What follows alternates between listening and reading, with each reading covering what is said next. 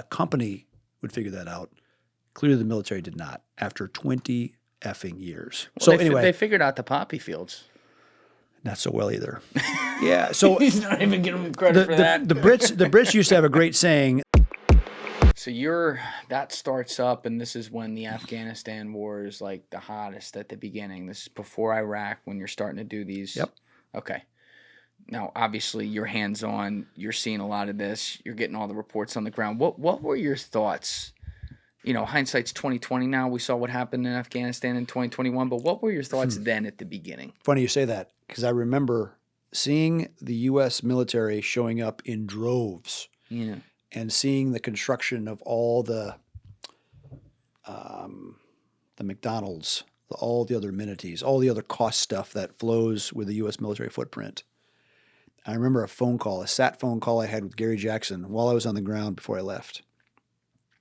I said, Gary, the DOD is going to come here and screw it all up.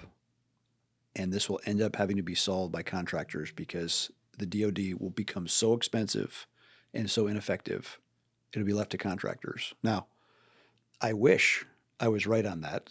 I was right on half. Yes, the DOD did screw it up. They replicated the Soviet battle plan. We went from the first 6 months of the war, when it was special operations guys with a targeting cycle of minutes or seconds, enemy there, we go, send it, versus hyper-bureaucratic planning cycle with all kinds of approvals. And we allowed lawyers to become what Zampolits were in the Soviet Union. A Zampolit is a political officer, which was in a Soviet Union, which would enforce the will of the Communist Party. And it was really second guess unit commanders from what they could do. And that's really how bad lawyers had become in the Pentagon. Even back then. Oh, yeah. Yep. So I was right on that. I wish they'd let contractors solve it. And towards the end of the Afghan war, I remember right after Trump was elected the first time, so that would have been spring of 2017, Steve Bannon, one of the I guess policy advisors to President Trump then, said, "Hey, we're gonna debate a change in Afghan policy. Write an editorial." To me.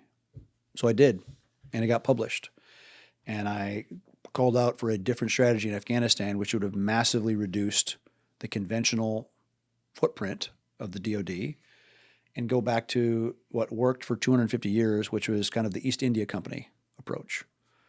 You've heard of the East India Company? I've heard of that, but how would this work in practice in Afghanistan? So the East India Company...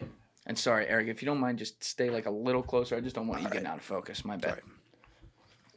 I'm always out of focus. The East India Company was a private company that did three things. It facilitated trade in difficult places. It performed functions of government, kicked ass when necessary. And the whole problem of the U.S. presence in Afghanistan is we never got the economy actually going legitimately there. Right. There is so much money, AID and all this, and no proper underpinnings of the economy, and dumb things like the fact that the cost of energy, the per dollar cost of a gallon of fuel by the time it made it in Humvee was about $250 from all the logistics cost. Now, because that oil or that gas or diesel was shipped in from the Mediterranean, shipped to Karachi, put in a truck, Karachi, Pakistan, trucked up into Afghanistan, the Taliban would toll that, and that tolling that actually represented about 30% of the Taliban's operating budget. Taliban easy pass. Let's go. Yeah, exactly. But all the generals, the 18 different commanders we had there, never said, excuse me, there's oil and gas in Afghanistan that was drilled and proven by the Soviets when they left. Okay, at the Amu Darya oil field up in Balkh province, I know because my friend was the local partner there, and nobody ever said, here's a $20 million drilling program. Okay, one Texan reservist could have figured this out. probably somebody from the oil and gas industry, a roughneck, drill that, put that in production, spend $100 million on a refinery, a modular one, and now we have all the oil and gas issues solved in Afghanistan. A company would figure that out.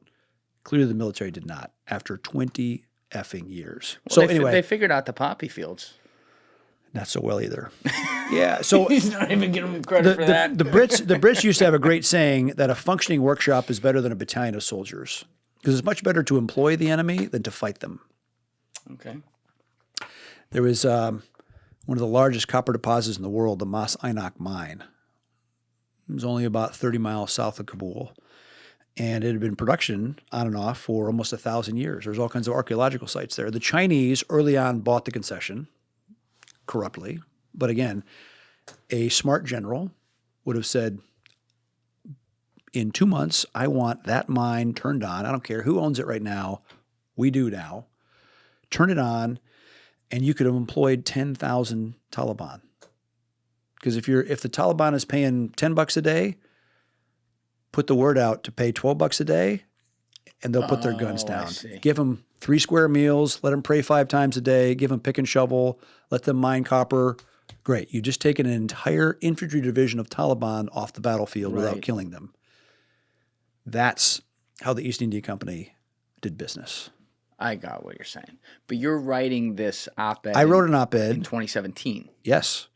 Laid it out and made the case for how to, because again, it was not a hypothetical situation for us because I'd had dozens of my own aircraft in Afghanistan doing these kind of support missions for DOD. I'd had 1,000 plus people doing security or training or advisory work, actually embedding. Because one of the other big problems in Afghanistan was we had, I think, 31 or 32 troop rotations. So you say we were in Afghanistan for 20 years? No, you were there for 31 troop rotations for 6 to 9 months at a time, sometimes 12 months. But at every time that military unit would leave, they wouldn't go back to the same area. So you'd have all that area knowledge that you built up over 6 or 9 months, leave with those guys. Whose bright idea was that? The Pentagon's. They never fundamentally adjusted how they rotated troops to affect the realities of the battle space there. Our approach, what I laid out and budgeted, that I could have taken 3,600 contractors. People love the word veterans. They hate to use the word contractors, right? But I could pay a veteran contractor to go back in and live with, train with, fight with, alongside each of those Afghan battalions that are worth saving, live on the same base, guide them so that every time that unit went out in the field, there would be some pale faces with them, providing leadership, intelligence, communications, medical, logistics expertise, kind of like the training wheels on a unit. So that if you have those units with the basics correctly, they don't get annihilated. And you combine that with a little bit of air support.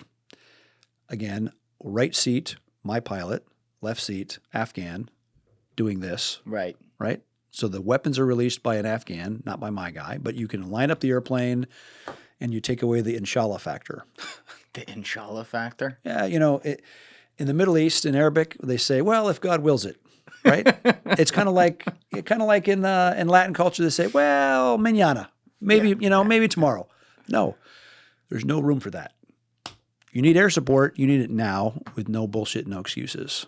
So mentors in the field, and because I can pay them well, I can pay the same guy to go back to the same battalion in the same valley, go in for 90 days, home for 60, back in for 90, but they always rotate back to the same. So we keep that area knowledge the exact same way that East India Company did for decades. With reliable air support, including jets, we could have gotten rid of all the tankers and all the other nonsense and take over the combat support, because the main sources of fraud were the Afghans paying ghost soldiers, where they'd say, yes, we have 800 men. Now they have like 200 men, and they're paying for 600 ghosts. People are skimming. They did the same for ammo, the same for fuel, the same for food.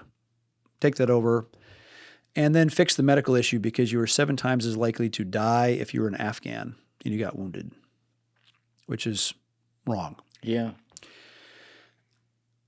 Everything I just described for you cost 5% of what the U.S. was spending. So and what and was they that had going they to? had they had 20,000 some U.S. military at that point, and about 29,000 contractors. And I just advocated a massive rationalization down to about 5 as a stay-behind force. Would have kept the Afghan military from completely collapsing, because the reason they collapsed, and I called it about 3 months before.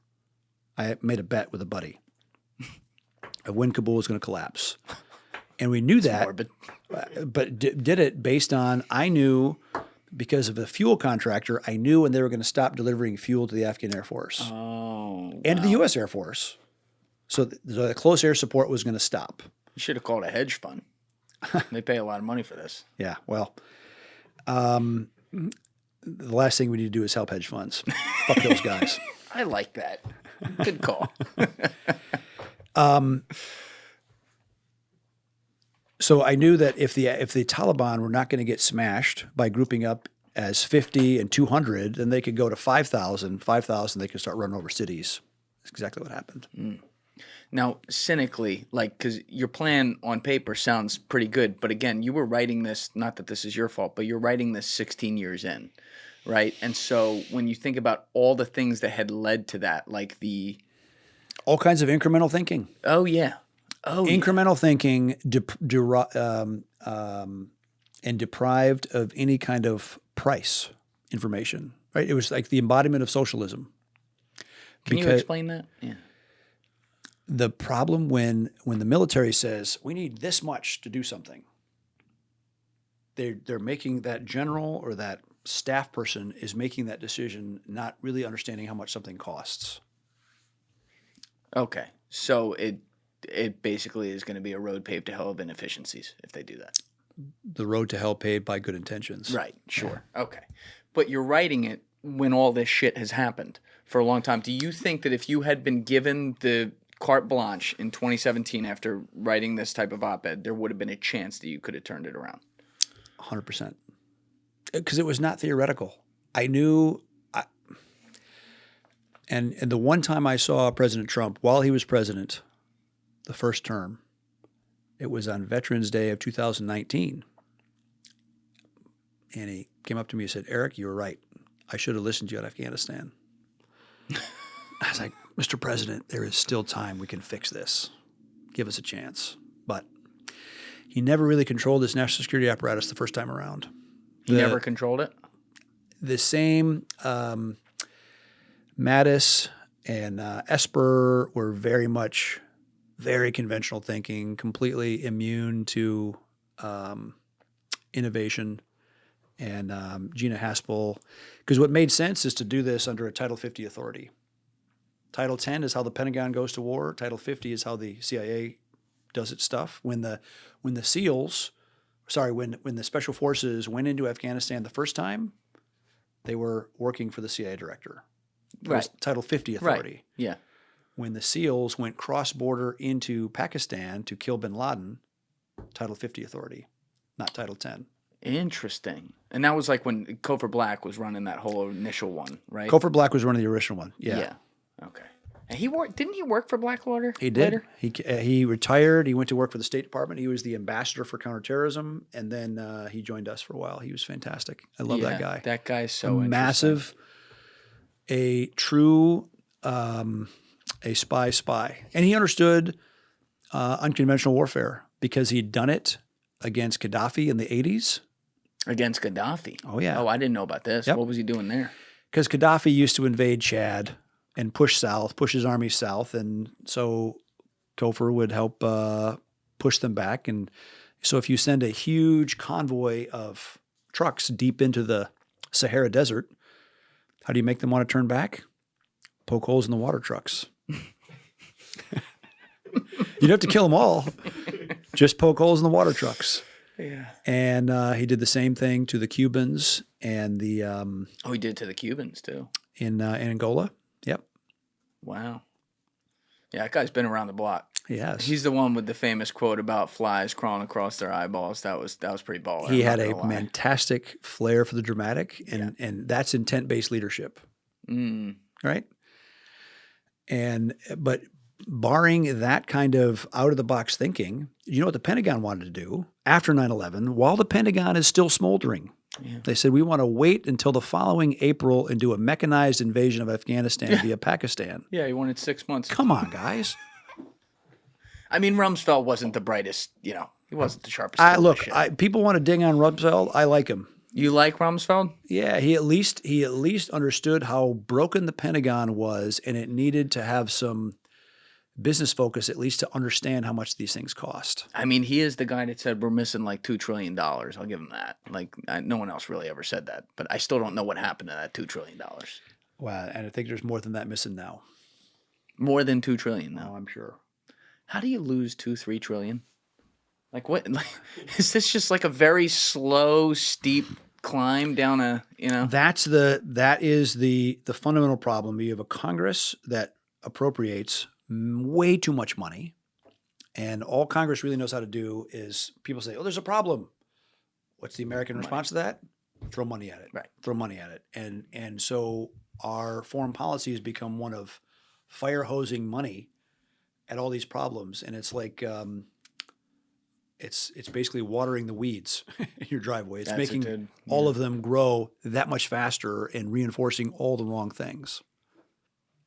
And the business of America should be business, not warfare, not foreign policy largesse. What do you mean by foreign policy largesse? The massive spend of USAID and a massive overbloated Pentagon budget to the point of making the Pentagon like an obese triathlete, right? You should have a Pentagon that is forced to make disciplined decisions for what are priorities versus what are not priorities. And when you have so much of the Pentagon budget you have 800,000 civilians, DOD civilians working for the Pentagon now. So for Secretary Hegseth to try to reform the Pentagon, it's a lot. It's not just uniform services, but you got to give them true hiring and firing authority to clean out, because there is dead wood upon dead wood upon dead wood. Thank you guys for checking out this clip. If you haven't already subscribed, please subscribe and hit the like button on this video. It is a huge, huge help. And if you'd like to check out this clip's full podcast episode, that link is in the description below or right here. And finally, you can follow me on Instagram and X by using the links in my description below.